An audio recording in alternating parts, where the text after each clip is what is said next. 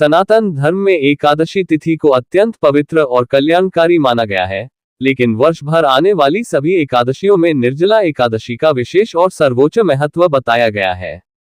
ज्येष्ठ मास के शुक्ल पक्ष की एकादशी को आने वाली यह पावन तिथि भगवान श्रीहरि विष्णु को समर्पित मानी जाती है।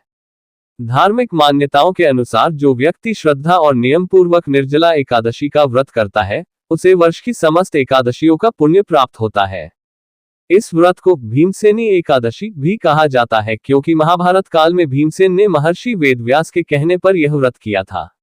निर्जला एकादशी का अर्थ है बिना जल ग्रहण किए उपवास रखना।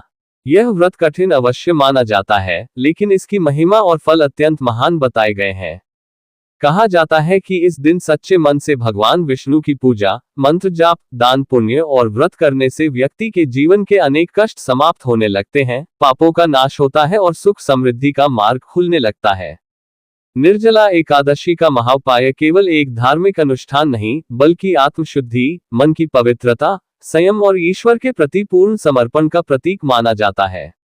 इस दिन प्रातः ब्रह्म मुहूर्त में उठकर स्नान करना चाहिए तथा घर के मंदिर की विशेष सफाई करनी चाहिए। स्नान के जल में गंगाजल मिलाना अत्यंत शुभ माना जाता है। इसके बाद पीले या साफ सुथरे वस्त्र धारण करके भगवान विष्णु और माता लक्ष्मी की पूजा करनी चाहिए। पूजा स्थल पर पीला कपड़ा बिछाकर भगवान विष्णु की प्रतिमा या चित्र स्थापित करें। भगवान को पीले पुष्प, तुलसी दल, चंदन, धूप, दीप, अक्षत और फल अर्पित करें। तुलसी दल के बिना भगवान विष्णु की पूजा अधूरी मानी जाती है, इसलिए इस दिन तुलसी अर्पित करना अत्यंत आवश्यक माना गया है। निर्जला एकादशी के दिन ओम नमो भगवते वासुदेवाय मंत्र का जाप अत्यंत फलदायी माना गया है। मान्यता है कि इस मंत्र का श्रद्धा से जाप करने से व्यक्ति के मन के दोष दूर होते हैं, नकारात्मक ऊर्जा समाप्त होती है और भगवान विष्णु की विशेष कृपा प्राप्त होती है।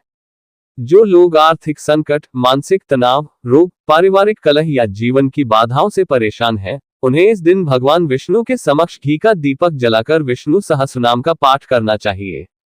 ऐसा करने से जीवन में सकारात्मक ऊर्जा का संचार होता है और रुके हुए कार्यों में गति आने लगती है। निर्जला एकादशी के दिन जल का दान अत्यंत पुण्यकारी माना गया है। क्योंकि यह व्रत स्वयं जल त्याग का प्रतीक है, इसलिए इस दिन प्यासे लोगों को जल पिलाना, मिट्टी का घड़ा दान करना, शरबत बांटना और राहगीरों के लिए पानी की व्यवस्था करना विशेष पुण्य देने वाला माना गया है। धार्मिक मान्यता है कि जो व्यक्ति निर्जला एकादशी पर जल का दान करता है, उसके जीवन में कभी अन्न और धन की कमी नहीं रहती। यदि संभव हो तो इस दिन गरीबों और जरूरतमंदों को पंखा, छाता, फल, वस्त्र और जल से भरे पात्र दान करने चाहिए। ज्येष्ठ मास की भीषण गर्मी में किया गया ये दान अत्यंत शुभ माना गया है। निर्जला एकादशी का सबसे प्रभावशाली महाउपाय माना जाता है भगवान विष्णु और माता लक्ष्मी का संयुक्त पूजन। इस दिन शाम के समय घर के मंदिर में घी का दीपक जलाकर विष्णु जी के साथ माता लक्ष्मी की पूजा करें। माता लक्ष्मी को कमल का फूल और खीर का भोग अर्पित करें। मान्यता है कि ऐसा करने से घर में धन, सुख और समृद्धि का आगमन होता है। यदि किसी व्यक्ति के जीवन में लगातार आर्थिक परेशानियां बनी रहती हों, तो उसे निर्जला एकादशी के दिन पीली कौड़ियों को हल्दी में रंगकर भगवान विष्णु के चरणों में रखना चाहिए और अगले दिन उन्हें लाल कपड़े में बांधकर तिजोरी में रख देना चाहिए। यह उपाय धन वृद्धि और आर्थिक स्थिरता के लिए शुभ माना जाता है। जो लोग संतान सुख की कामना रखते हैं, उन्हें निर्जला एकादशी के दिन बाल गोपाल की पूजा करनी चाहिए। भगवान श्री कृष्ण के बाल स्वरूप को माखन मिश्री का भोग लगाकर उनसे संतान सुख और परिवार की खुशहाली की प्रार्थना करनी चाहिए। जो महिलाएं श्रद्धा से यह उपाय करती हैं, उनके जीवन में मातृत्व सुख का योग मजबूत होने लगता है। इस दिन पति पत्नी को एक साथ भगवान विष्णु की आरती करनी चाहिए और परिवार की सुख शांति के लिए प्रार्थना करनी चाहिए। निर्जला एकादशी पर तुलसी पूजा का भी विशेष महत्व बताया गया है। तुलसी माता को भगवान विष्णु की प्रिय माना जाता है। इस दिन संध्या के समय तुलसी के पौधे के सामने घी का दीपक जलाकर ओम नमो नारायणाय मंत्र का जाप करें। इससे घर की नकारात्मकता दूर होती है और परिवार में सुख शांति बढ़ती है। यदि किसी व्यक्ति की कुंडली में गुरु ग्रह कमजोर हो या विवाह और संतान में बाधा आ रही हो, तो उसे निर्जला एकादशी के दिन पीली वस्तुओं का दान करना चाहिए। हल्दी, चना दाल, पीले वस्त्र और केसर का दान अत्यंत शुभ माना गया है।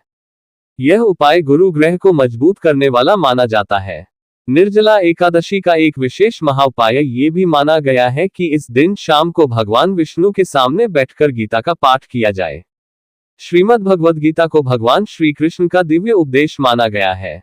गीता का पाठ करने से मन की शांति बढ़ती है, आत्मबल मजबूत होता है और जीवन में सही मार्गदर्शन प्राप्त होता है। यदि पूरा गीता पाठ संभव न हो तो कम से कम गीता के कुछ अध्याय श्रद्धा से पढ़ने चाहिए।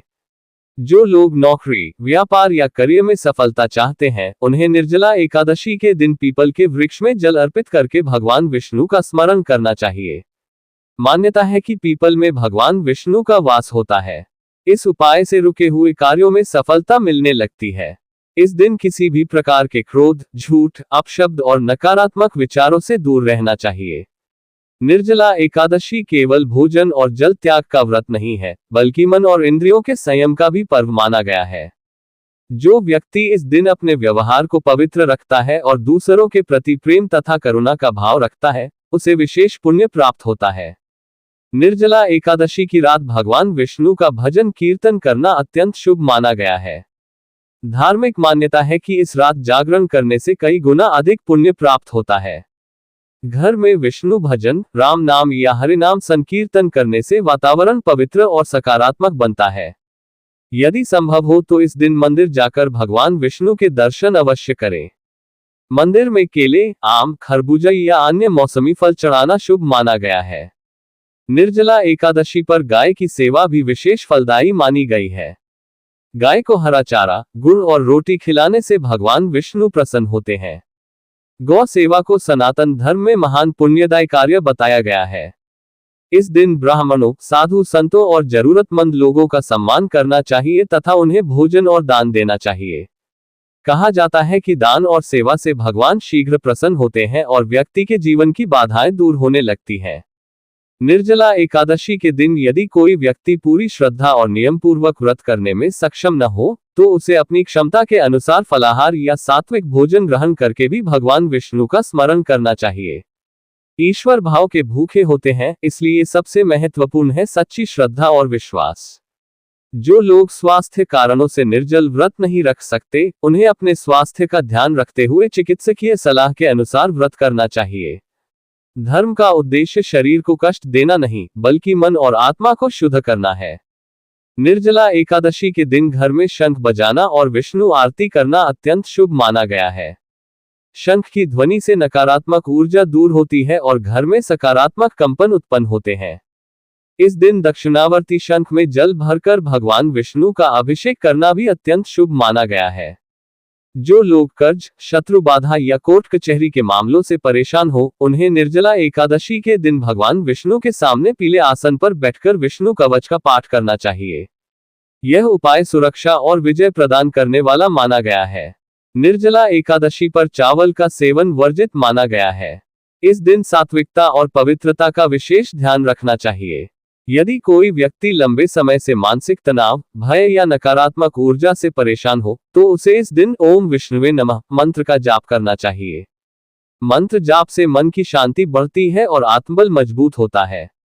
निर्जला एकादशी का एक अत्यंत प्रभावशाली उपाय ये भी माना गया है कि इस दिन किसी पवित्र नदी या सरोवर में स्नान करके भगवान सूर्य को जल अर्पित किया जाए।